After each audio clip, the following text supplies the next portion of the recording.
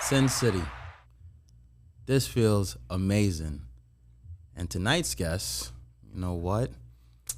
I don't know how I'm going to start this one off, but in the game of chess, people usually say the queen is the most powerful piece.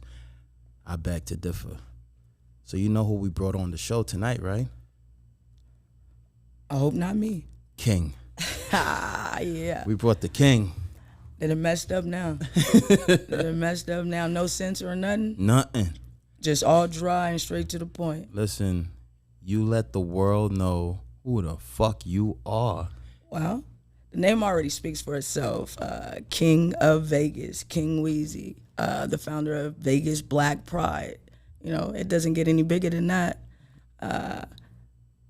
Listen, I just want to jump right into whatever it is you want to ask, whatever it is you want to do. We're going to have a great time because, I mean, I've seen you around the town so much times, and I never got an opportunity to sit down and chop it up with you. Yeah, this is crazy right here. People don't even understand that because I've been hitting you. Like I normally don't even be hitting people, but I've been hitting you. I'm like, listen, we going to have to connect soon. Like, and I told really, you did. I told you I'm going to make it happen. You did, and it's here. Episode 5. It's here. Oh. Yeah. The first 10 episodes are legacy episodes. Whoever on the first 10, I get to keep bringing them back for the remainder of Is that right? Wait, so I just sold myself? What you think, Capo? You think she sold herself? Or did I commit myself? Did I sell myself or did I commit myself? Nah, or what happened? You're the king. I'm just the rook. You know what I'm saying? So I'm telling you. Listen, I see you in the clutch. I see what you do. See, you brought me here, so obviously you sitting somewhere high, and I'm just trying to we all equal. Level up with you. We all equal. All I'm doing is making sure that everybody get an opportunity to tell their side of the story. I like that. You know, in Vegas, gotta understand, I'm a New York City transplant, so I don't know the politics of Vegas. I only know how the streets work. And my network in the streets is very limited. I don't trust a lot of people. Not supposed to. Right. So when I see the king, you know, King Wheezy, look at you in my presence, I'm being graced by the king. Say it again. I feel you. Black Vegas Pride. Listen. Tell me what foundation, tell me all about that foundation. Tell me the inner workings of Black Vegas Pride. Well, the thing about it is, I feel like we support every nationality, and there is no racism attached to it. And I feel like the moment you say black on anything, there's a whole lot of politicking going on. And for a while, I don't think anybody really wanted to step up to the plate to even see what that was going to look like. But at the end of the day, when I look in the mirror, I'm black. No matter what I'm mixed with, I'm black, and I see the problems in my neighborhood and the problems in neighborhoods of my friends and my family, and that is what I want to target. That is what I want to affect. That is what I want to cure. So, of course, Vegas Black Pride is the strongest element in my life because that's what I want to push, and that's what we're pushing. Well, that's very commendable. Let me get a round of applause for that. You know what I'm saying? She said a lot. That's a triple layer right there. I'm just saying. I mean, being a black person in this country, you're a minority. Right. Being a woman in this country, you're a minority. Correct. And then being part of the LGBT community, you're a minority. So you're a triple minority. So that's where the Black Vegas Pride comes in. Yeah. How do you handle life knowing that at any given point, you're already disadvantageous? It's already against you, no matter what predicament. I feel like talent and brains is something that nobody can take from you. If you educate yourself and you know what you're doing and you know what your lane is, you can conquer anything. I know what I want to do, I know how I want to do it, and I know how I want to approach it. So nobody can stop me because I don't need them to do what I need to do. I like that answer. This is going to be, this episode is going to be more personal because of my daughter and, you know, how she's viewing the world right now. Okay. So I want to know, how do you identify yourself? When you look at yourself in the mirror, do you see a woman? Do you see a guy? Do you see somebody who's gay?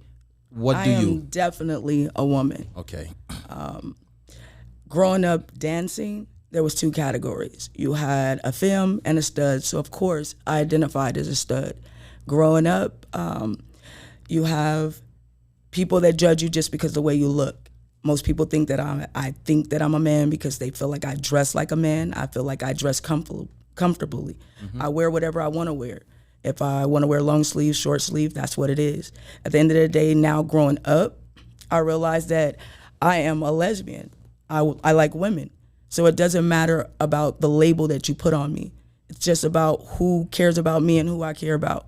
And that's about it. So at the end of the day, I don't look at it as put me in a box. Just let me be me and let my sexuality not even matter. And when did you realize that you liked women? At what age? When did it? Tell us the beginning of King. You know, the comeuppance. Well, it was nothing to grow into. It was what I was already. Oh, so you saying you could be born like this? Yeah.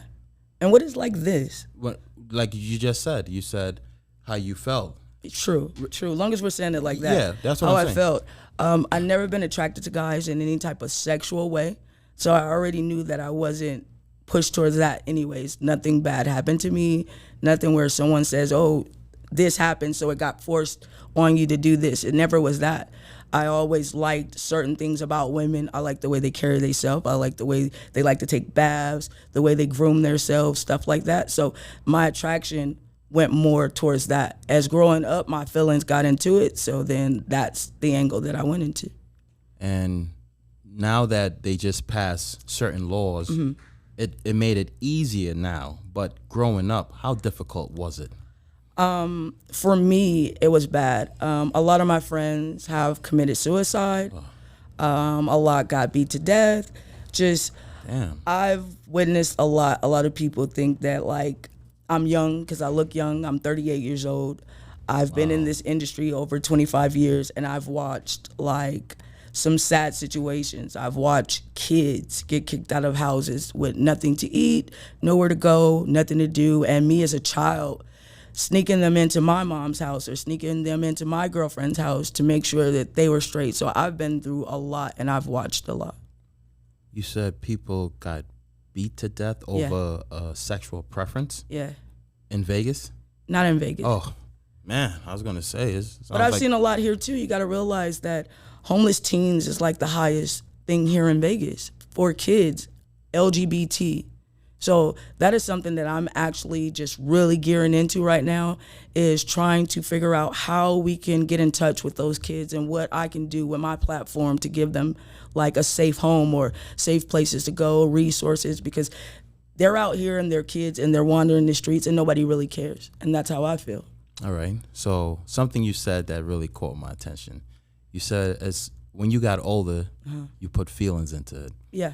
So which relationship was like your most personal, and who broke your heart? Like I just want to touch on that because I need to know the dynamic of when a woman loves a woman, because you know, I mean, I don't want to say his name, but I have to. And R. Kelly said when a woman loves, you know, it's different. When a woman really loves you, she goes above and beyond. Well, I don't know what R. Kelly was talking about, but for me, my first love was myself.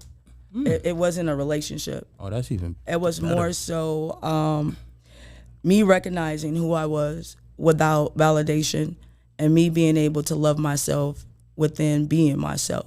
So that was my first love. Okay. Just me in itself. Who broke my heart? I think my own natural mom broke my heart when she got killed because, of course, Condolences. the closest woman to you. You know, my granny stepped up to the plate, but my mom was more so everything to me, regardless of distance or actually being there.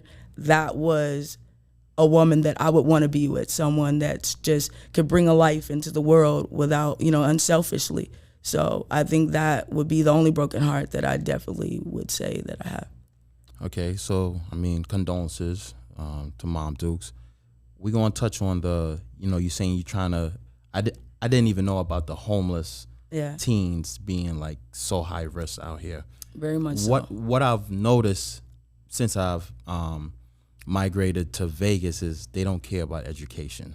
No. So what would you be able to do, especially, you know, with the Black Vegas Pride? What's your trajectory? Where are you trying to go per se to help ameliorate the situation that you just talked about?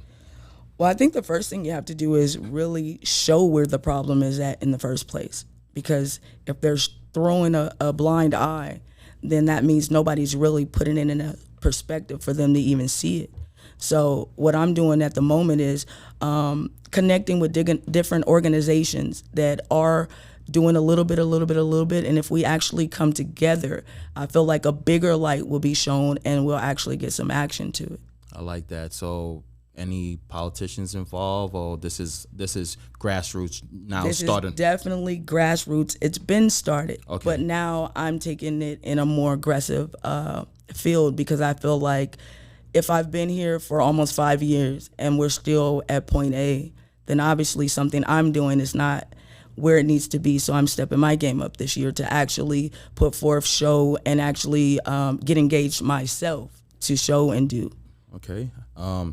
You had a first annual. Yeah. Okay. San Diego. Okay. Let me know what happened. I needs to know. It was our very first ball. I'm barely getting into ballroom, so this is an exciting topic for me because I'm infatuated with it. I look and I see so much talent, and I also see a subject at hand that I've never really paid attention to. And I can honestly say that I was naive about the trans community when it comes to transitioning and understanding that. For the last 2 years, I've been kind of offset about it and not really touching on the subject, not really standing up for them like that, and not really realizing that they're going through the same struggles as me. So this year I've actually walked into their realm to see what they're going through and what they're doing and what their need is. And I'm just happy that we finally got to tap in, and we made a lot of people happy that night. It was a wall-to-wall event, and a lot of people went home with some money, but greatly we all went home feeling like we're all equal and welcome. No, that's a great experience. I seen the pics. It looked like you all was balling out.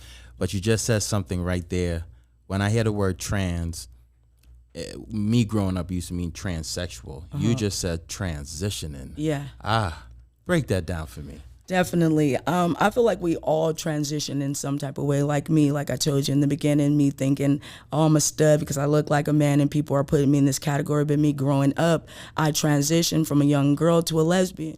I'm a grown woman that knows exactly what I want, and I know my sexuality.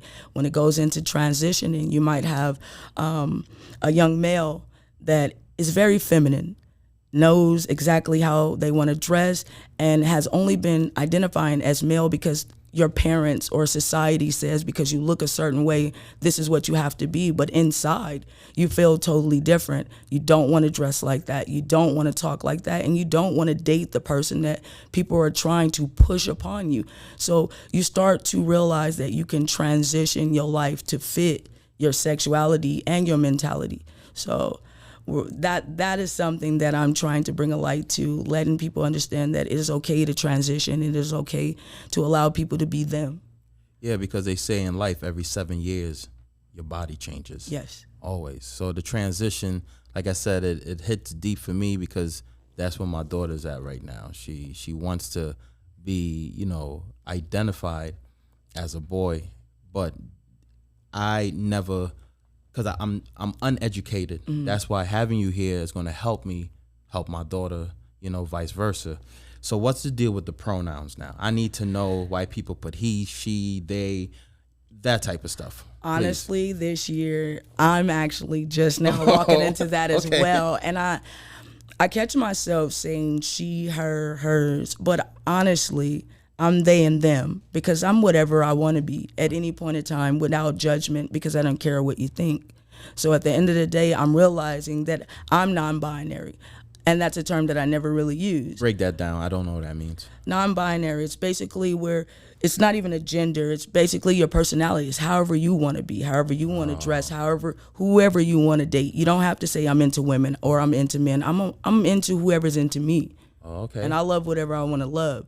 And that's unquestionable. So I like to be like that. I like to be where I could just do whatever I want, free will.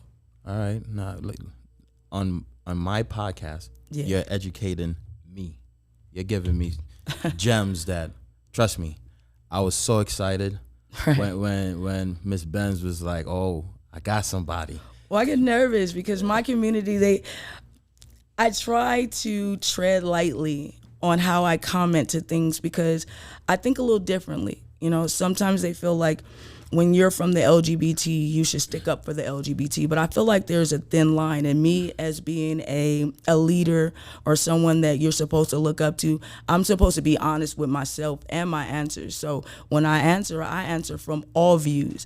I look at things in all perspectives. Right. So I'm never just gonna agree just to agree because I'm over here with them. I'm gonna agree with what I feel is the honest truth. All right. So it's LGBT, but it used to have the letter Q at the end. Still does. Okay. So IA now and plus and so on and so on. And please, let's not touch on them letters because that's where you really lose me at. Oh, okay. See, I wanted to know what the Q. What I don't want to say. Queer. You see. See, this is the thing. You see, now we're gonna get touchy. And see, we not. I just said. Okay. Wipe yeah, that. There we go. So let me ask you about the LGBT community have a dope ass flag. It's a rainbow flag. Yeah. How did you feel when you saw the trans flag? Because I'd be like talking to my boys, we talking cars, and I'd be like, well, I have a flag too. Okay, no, we gonna talk about that too. And I'd be wanting to put like, oh yeah, how's the transmission? And when I'm typing TRAN, the little flag will pop up. And I'm like, yeah, these colors are kind of dope. You know what I'm saying? I like the colors. But how did you feel like when you seen like now they have something to like really rally behind? I think it's pretty dope because it actually, like I told you, this year really opened my eyes to the trans community. And I mean, I really jumped in head first because I feel like I've used my platform to protect a lot of people, to stand up for a lot of people. And I left a whole group of people behind, not intentionally. And I probably have hurt a lot of people because I didn't know that that was something that I should have been paying attention to. So this year, I feel like with the trans community, I'm all ears to learn, just like you right now. Man, I feel like a born again egg roll right now. Just sitting here, I feel so refreshed because, you know, I have just having a daughter. You know, she's 17, and I can't like really like me and her. We're cool. We're like See, I got some questions for you too. Yeah, we're inseparable. Did anything ever make you feel like, regardless of the title that she told you, did you ever feel like there's something different going on with my daughter versus how other people around you, daughters, are acting or how they're carrying themselves or how they're conversating or the activities? Because parents act like they didn't know or couldn't tell, but in households that I've been in, I can notice when a child is gayish, because those are the terms that we use. So did you ever notice anything about your daughter? Yeah, I mean, I did. She dressed like me. You know what I'm saying? She always wanted to learn how to fight. And I'm like, oh, you don't want to date anybody? You don't want to, you know, she's like, Dad, could you just show me how to do a two-piece combination followed by a leg kick? Right. And I'm just like, damn, my little girl she's beautiful, but at the same time, I already knew she was going on that way. And me being one of the new age parents, right, I respect a woman's privacy so much, I dare not even ask a question. I'll leave it up to my daughter to say, hey, Dad, let me talk to you. As a father, I want to make sure she always knows Daddy will always have her back. So when you identified it, is that something that you talked to her mother about? No. There's nothing with my daughter leaves her and I. I'm not going to talk to the mom about it because she could have her own conversations with the mom. I don't ever want her to feel we're ganging up on her or trying to force her out of whatever she wants to be. I have to make sure that I give everybody the benefit. Right. And she's my daughter, so I'm going to always put her above any and everybody. But what I mean is, you and her mom, have you guys ever talked about, hey, I think our daughter is... Yeah, we talked about it.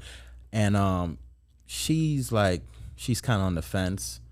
And, you know, sometimes she'll say stuff to make my daughter feel a kind of way. And I just tell my little girl, you got to live your best life. You only go around this earth once. True. You know? So if somebody's opinion bothers you, you're already lost. You got to be stronger than that.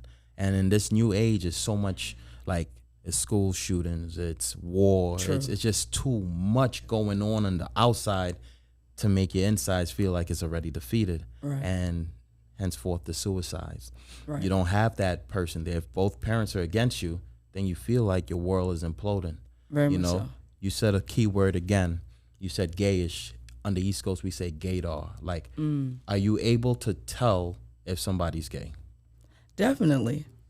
I can walk in the building. This is a lot of my straight homegirls, they hate me. And I'm going to tell you why. When we're having conversations, I be like, you know your man gay, right? Whoa. Or you know your homie gay, right? So you say it just... Listen, she can pretend like she don't know, but I know she know. Because if I can notice certain things, you've already noticed it because it's an everyday activity for you. So a lot of women these days, when they find out in front of people, I feel like they act out and do all this extra stuff, but they've already known. You think so? I don't think so. I know so. So you're telling me a woman could act oblivious to her man being gay? Sometimes she could be all right with it as long as nobody's talking about it. So let's talk about I'm gonna have to bring you back on because I got a million questions now I want to ask. I'm trying to tell you. Oh man, because now I want to talk about. I'm trying to tell you. Listen, I got an answer for everything, and when it comes to that, I can go so deep into that because men might get mad too because I have a lot of questions about when men go to jail. At the end of the day, when you become comfortable enough to say, I don't care about going to jail. So I don't care about seeing a man naked. I don't care about sharing a bunk. I don't care, but you're crying to sleep with your woman every other day when you're on the outs, but there is no women in there. That's not a cool thing for me because now my question is, how are you comfortable enough to spend 3 years in jail with grown men, but you got a problem with your woman not being there for 2 days? So I think the sexuality already plays itself. Well, that's just my thought. All right, so I got a $1 million question. You got me, you got Capo. Yeah,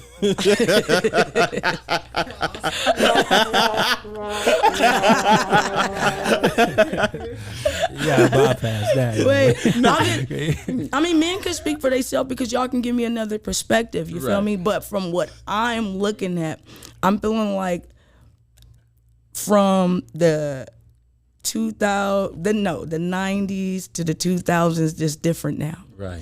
Guys were going to jail, and yeah, they were going to jail, but they wasn't willingly going to jail. It's like now, it's like, I don't care about going to jail. They're excited. So they're excited. So how, this shit is fire. How could you tell if a guy's gay? Give us just two telltale signs that a guy is gay. A grown man? Grown man. To me, a grown man doesn't want his whole ass to be hanging out, especially if men are behind them. If there's no women behind you, there's men behind you and you're sagging, why? You want somebody to see your asshole, and I don't know why. Yo, let me get a round of applause for that, please. I never understand that one. Fellas, I don't want to see your underwear. I don't. I don't either, though. I don't.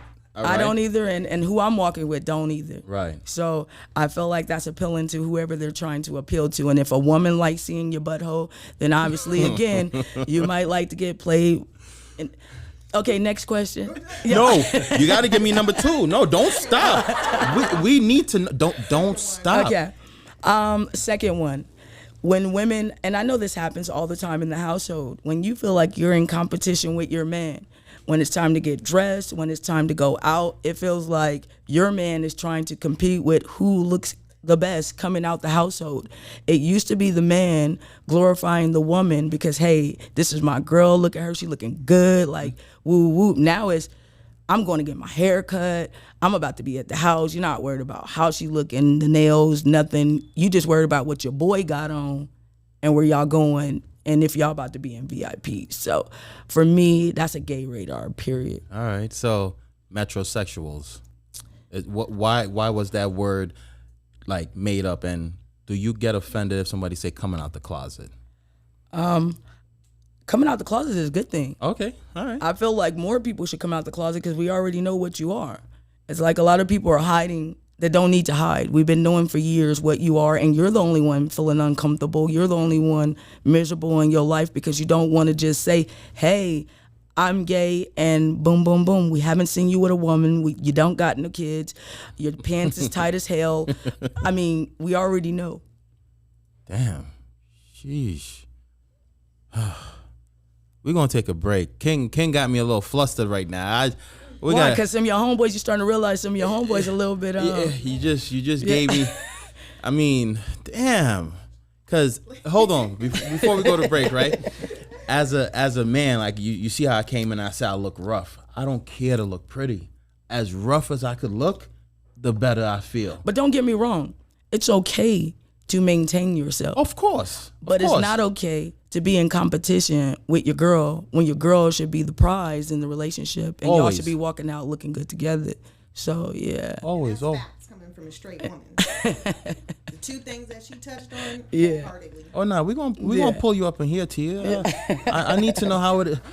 Are you the queen around the king? You got to let me know. I need to know. Listen. Well, we'll be back. You know, cutting up. For a word from our sponsors.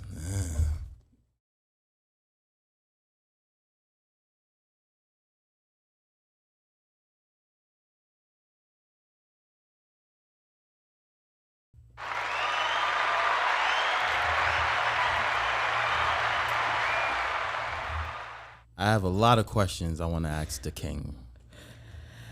Makes me a little nervous. And I normally don't get nervous. Nah, we getting into it. Okay. All right. So this is something that there was a case with a former Virginia Tech football player that he was seeing somebody who he thought was a woman. The first time they did their stuff. He left, he came back, and then found out the woman was really a man. He put hands on that person. Unfortunately, that person died. Now, we're gonna tightrope right here. Right. All right. So this is what I want to know.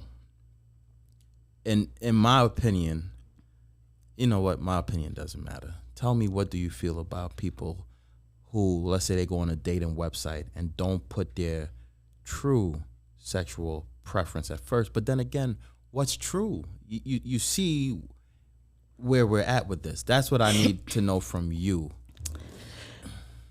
I'm happy to speak on this subject, actually, because it's something that I feel like a lot of people are kind of sweeping under the rug because they don't want to be that one to say, hey, I gave an opinion and now I'm disrespecting the LGBT community.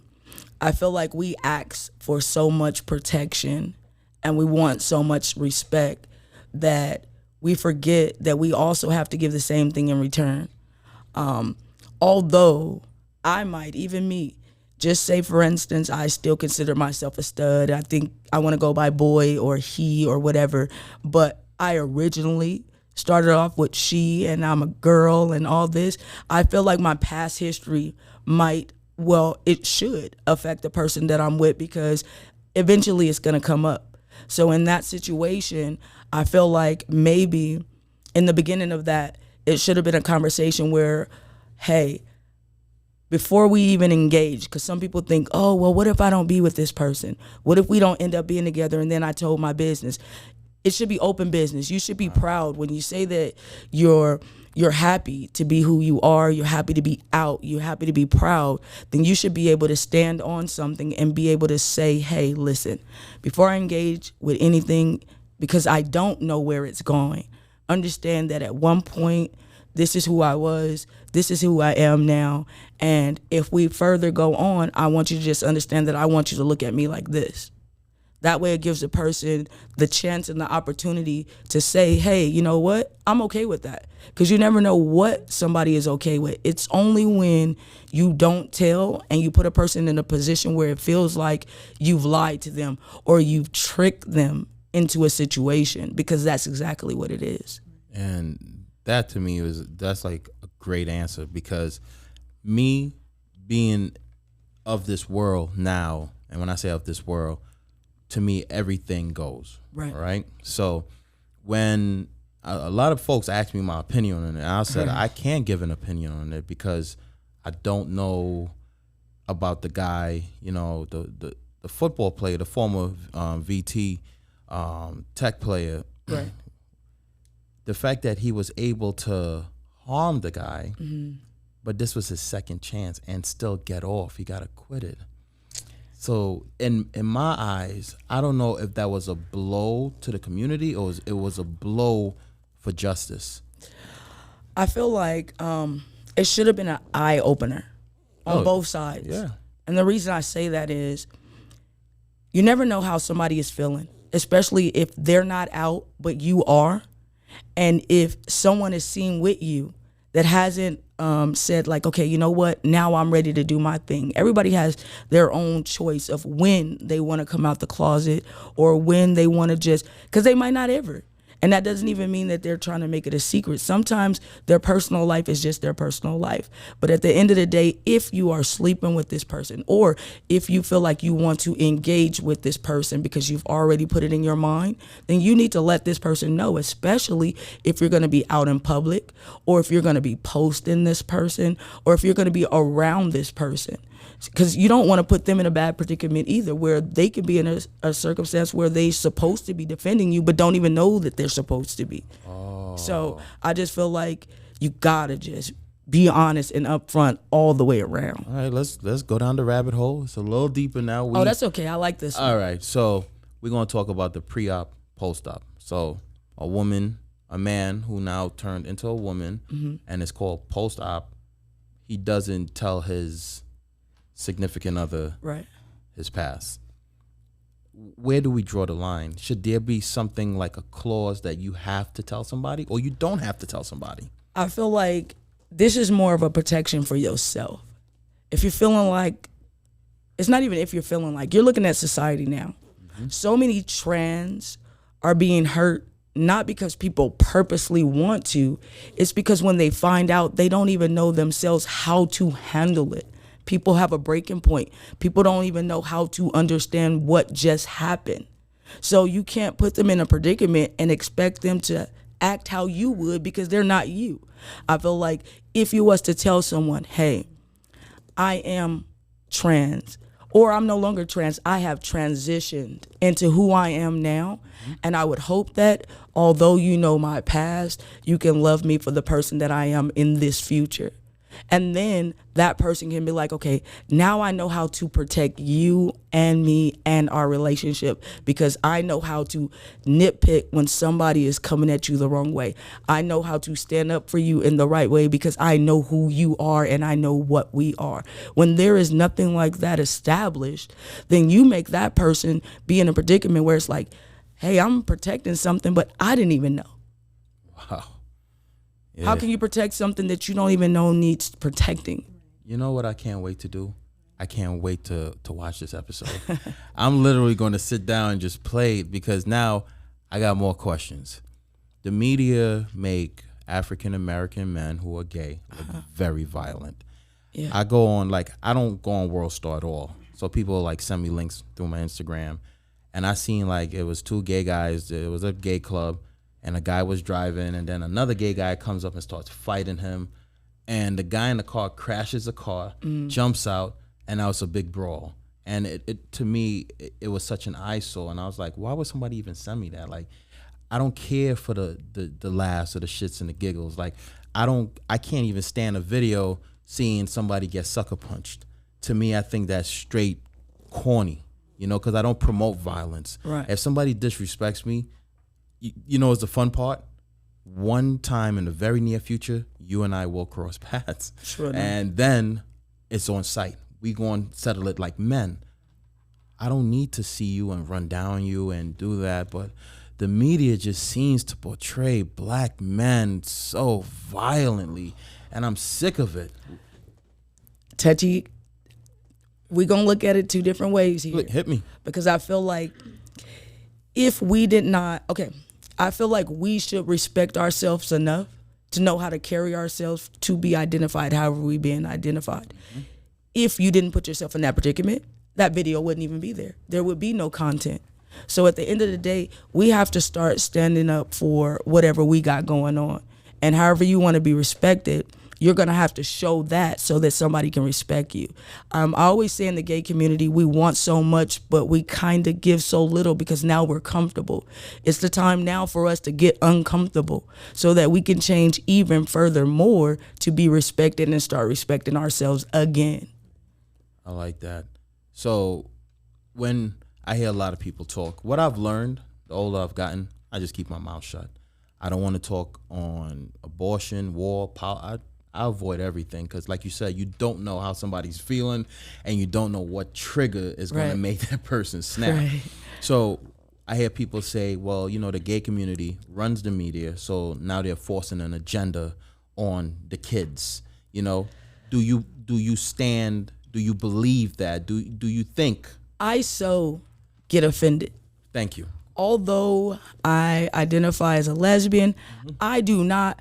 Okay, how you say they portray black gay men, violent, whatever. For us as lesbians, I feel like they portray us as like hoes, always want to have sex, always intimate. In movies, anything that you see, we're always naked, we're always bucking somewhere. And I feel like we live regular lives just like everybody else. We don't wake up thinking about sex. We wake up thinking about them bills. We wake up thinking about what can we do about this job, because we do have jobs. We do have kids. We wake up thinking about how we're going to take care of these kids. And the media does have a look on it. But like I said, it is for all of us to start creating better content to be shown, because they can't share something unless you post it or you put it. All right, King Wheezy's. Let me get a round of applause for that. That to me is like I said, me and you. This is not even like an interview. This is us like really opening up and getting that information out, because I'm so lost. And now what you're showing me got me. I'm super excited because I can't wait to talk to my little girl now. Because now I'm just like, all right, Dip, tell me this or tell me that. Now, Black Vegas Pride, Vegas. You was born in Sin City? Born here. I was born here. Raised in Cali, so I say I'm the best of both worlds. I basically went out to Cali, did some club work, worked with a couple of mentors, was working with the Catch One, shout outs to Jewel, looked at what was there, the culture, how it was built, and I ran to Vegas as far as the tattoos. But I also came here and I started looking at the industry as far as the entertainment went. And one thing I recognize, especially being on the Strip, everybody is identified on the Strip. Everybody. You got the Chinese, you got the Mexicans, you got a little bit of everything. But when you're looking for black, they tell you, oh, you got to drive yonder way to find some culture. And it's like, how do we not have anything of our own visible, or everybody just knows where to go? So that is why I was like, you know what, right here is where we need to like really make a mark and make a point. So how long have you been back in Vegas since you left Cali? I've been back almost 6.5 years, but I've definitely been back and forth my whole life. Your whole life? Yes. So you did schooling in Cali? Yes. What city? San Bernardino. Okay, that sounds rich, right? San Bernardino? San Bernardino. I don't know. It's anything with San Jose, San Francisco, San Luis. Wrong type of sand, but yeah, that part. Hey, I give it up to my city, though. I'm going to tell you something like this. They always say, like, you got to go through certain things to get you prepared for where you're going. Right. And I definitely feel like San Bernardino taught me my hustle, my grind. It taught me the structure. It taught me how to put things together, how to game plan, how to bring people together to do certain things. So when I came to Vegas, I realized some of that wasn't here. And even if it was so divided that nobody could really just kind of put it together to make things happen. So I kind of used that Cali mentality, brought it to this Vegasness, and then just put it together. And yeah. So do you think Sin City have an identity in the LGBT community? We talking nationwide now. Oh, definitely. Okay. Definitely. You say Vegas Black Pride, and you don't really have to say much. They're gonna tell you about us. Oh, that's fire. Let's just say it like that. So 5 years, you said? Yeah. 5 years. Yeah. What brought forth? What birthed the idea? I've been in, like I told you, I've been in the industry for a very long time, over 25 years. I actually been throwing events all over the world. I've been to almost every state on the map, and I've met mostly every dancer that is very successful now. I made a promise to a lot of my friends. I let them know that whenever I got my dream, this dream that I've had my whole life, whenever I got the opportunity to bring us all together, that I would. My very first Pride, I brought together almost 50, was the first and second Pride put together? I brought almost 50 influencers that I've met my whole life together to come, and then let's say this, we're the first Pride to ever be on the Strip. We bought out the 3rd floor of the Hard Rock Cafe. I brought everybody down, and like I said, I watched my dreams come true one night right there on that Strip. And we got a round of applause. Did you just ball out and say you bought the entire 3rd floor of the I did. Shout outs to AHF for helping us in the process as well. I'm not gonna act like everything was this way, but I'm gonna just say we definitely holded our own weight coming into that situation. You bought listen, a night is like $300-$400. I can't even imagine what a floor is like, and I'd be complaining about the resort fee. We got that. We actually had that for 2 days in a row, and we packed it out for both nights. So yeah. So when you say you're throwing these shows and you talk about dances, are we talking about like exotic entertainment? All right, definitely. So in this industry, dealing with, we'll call them strippers. I love strippers. You know what I'm saying? I don't even go to the strip club, but I love I love strippers because to me, this is why. As a stripper, you get paid to work out. That part, you do. And I see how guys talk about women who strip and then go home to their shorty and complain. And every stripper I've seen on Instagram is picking up bags of money, making 5 to 25, sometimes 50,000 a night. And I'm like, wow, who came up with this finesse? But when it comes to like with the strippers and being in the club, what's your take on that? Like, well, you can keep calling them strippers. I think when they first get in the game, they probably are strippers. They probably are whatever term you want. But for me, the caliber of the dancers and exotic entertainers that I deal with at this point, you no longer have to get butt naked. You no longer have to do all the things that you used to do. You can hold yourself to a certain standard, go out there with talent, do an actual showcase, and be paid doing something that is talented, showing that off. So we're at a whole nother, I think, my festival has taken things to a whole nother level. It's where you don't have to belittle yourself to have a platform. You can actually come and be on the same platform as anybody else and not have to downplay yourself or your talent to get the spotlight. All right. You talked about San Bernardino. Yeah. You talked about the tattoos. I'm watching you, inked up. Are you a tattoo artist or a walking billboard? Which one? I'm both, of course. I'm a celebrity tattoo artist. Say that. Yo, come on, Capo. Say it. No, you got to say it again. Come on now. I'm gonna say it. Are you a tattoo artist? Yeah, I'm definitely an artist. But I'm a celebrity tattoo artist. As I tell my best friend, you could go through life putting in those years to get where you are, and I'm very proud of the people that I've been tatting and the positions that I've been in, and the people that have put me in better positions because of my tattoo work. Shout outs to my bro Molly Mall. Can't wait till my bro come home. The tattooing really got me in the position to even have my festival.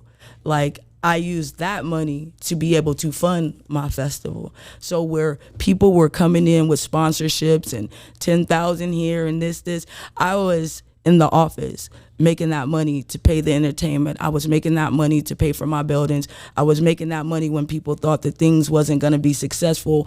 I was backing myself. So I was that confident in what I was going to do and what it was going to become that I was willing to risk everything that I was establishing to put it right behind that. Oh my God. I didn't even have to tell Capo.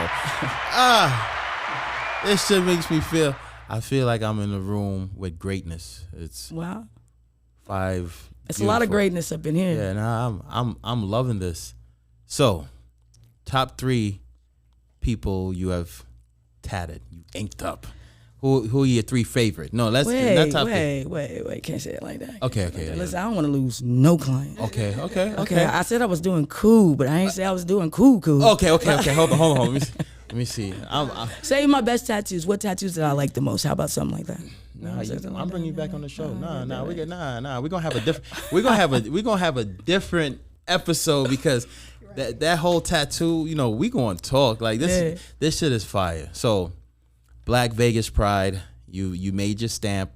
You said you did shows on the strip already. Mm-hmm.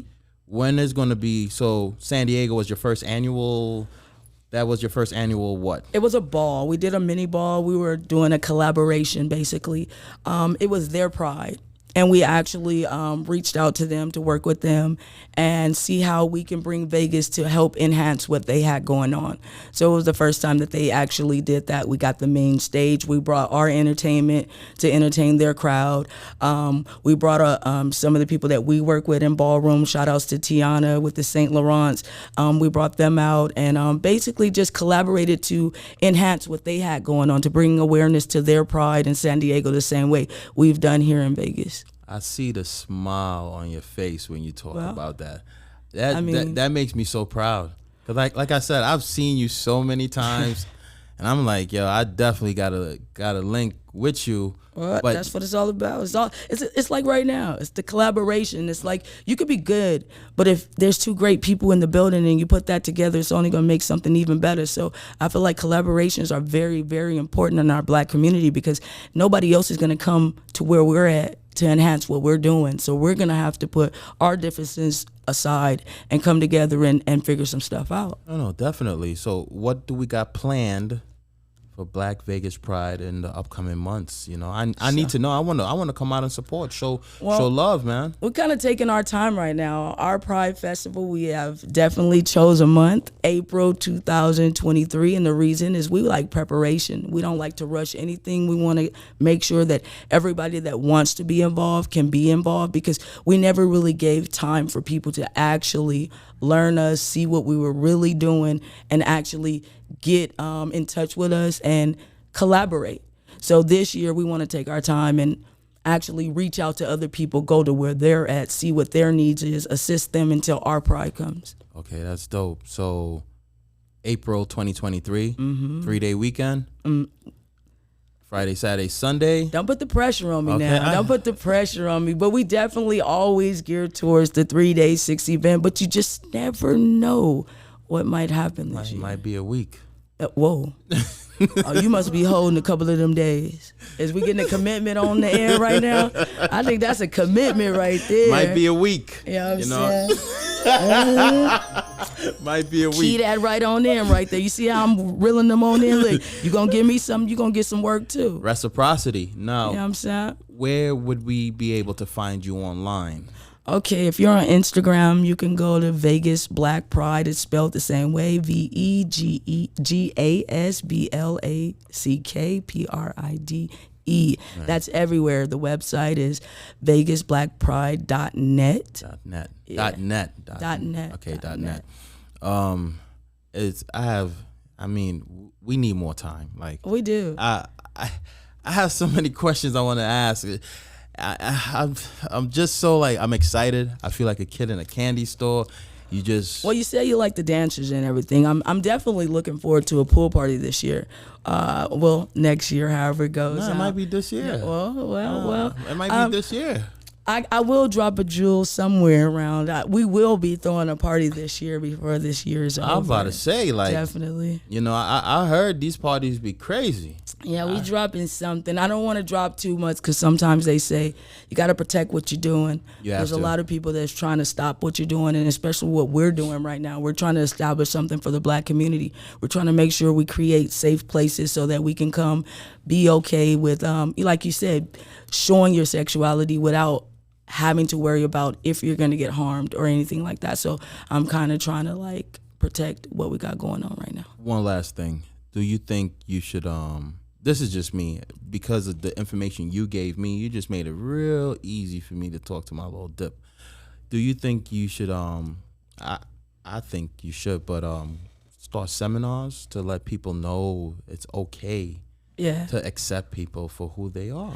I definitely do, and especially with what I'm dealing with right now. I'm actually supposed to be at a LGBT youth camp right at this moment. They kind of excused me so that I could do this podcast, but it's the very first one. Basically, the kids there identify as gay and somewhat trying to figure out what their sexuality are.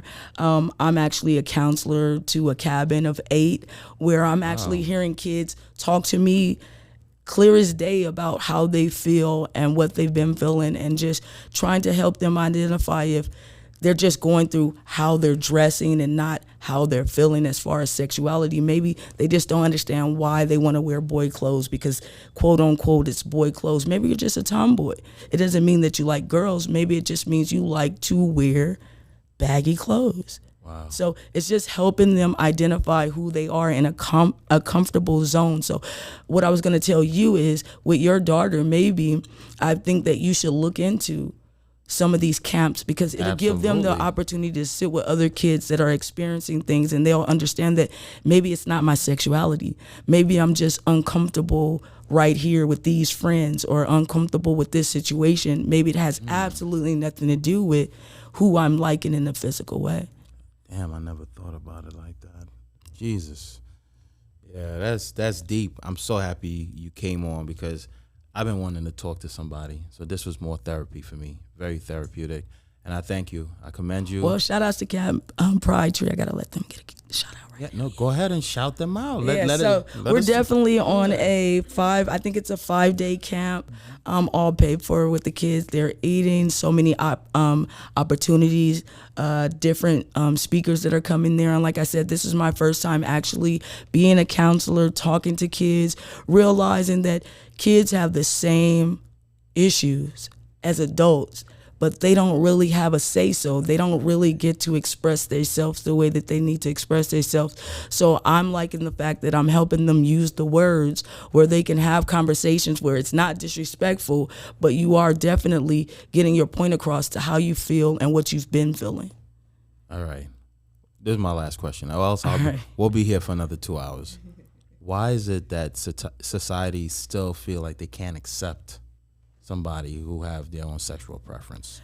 You know what I think when it comes to kids? I think, and I'm not talking for adults, I'm just speaking for kids right now. I think the reason that parents don't accept it is because they're more afraid of the harm that might come to that child once they step out into that realm. You know what I mean? So kids don't really know that. Kids just know, you've taught me to be myself, to, if something is wrong, to let you know, to be honest. So they don't know what to fear sometimes.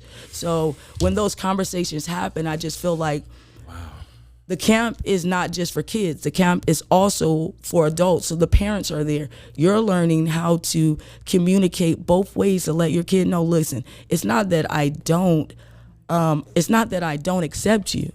I just need you to know that when we're both accepting this is what else comes with it. God damn. I'm gonna start calling you Professor K. Capo, let me get a round of applause before we sign off here. I got learned today. You know what I'm saying? I ain't even gonna say school. I got learned today. All right, King, the King, Professor King, Wheezy.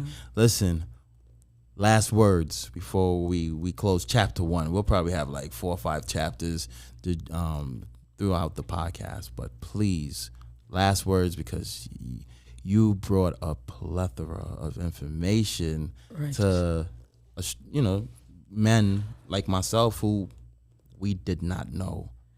I think that for me right now, for anybody that's listening, if there are people that are educated in these areas to be able to work with me, to be able to talk to these parents or talk to the kids and create something as far as sitting with me, seeing what kind of events or what kind of activities that we can create to start educating our community so that we aren't so fearful, so that we know how to protect each other, and where we identify that, where we recognize that it doesn't matter your sexuality, we all need to just be protected and be loved and to be supported. So if there's people out there, like I said, I already gave you my coordinates, just hit me up. Let's talk. Let's work. Just Instagram. No number. They could just. Oh, I got a number. You can always take my number 725. Even for the single ladies. I'm just playing. You gotta shoot your shot somehow. You see how she slid that in, right? I fucks with Professor King. He played too much. No, seriously, like I already told you, the website is already out there, VegasBlackPride.net, and you can always reach somebody on the Instagram at Vegas Black Pride. That's a 24-hour Instagram. So once you hit, somebody is gonna hit you right back. All right, you heard it there first. Say the name one more time. King, Mr. King Wheezy. If you're on Instagram, you can definitely hit me there. I do talk. I do engage. So it's not a fake page. It's not somebody else yapping. It's always me. So, yeah. All right. So let's nice round of applause. Let this one play out, man. I really enjoyed this one today. Jesus. One more. Yeah. Oh, he dramatic today. Yeah, yo, let me tell you something. I was super excited. I enjoyed myself. Super excited. All right, well, we just hopped off the tightrope. Next time we going all out. Oh, I'm here for it all. All right, next time. Appreciate y'all with a word from our sponsors.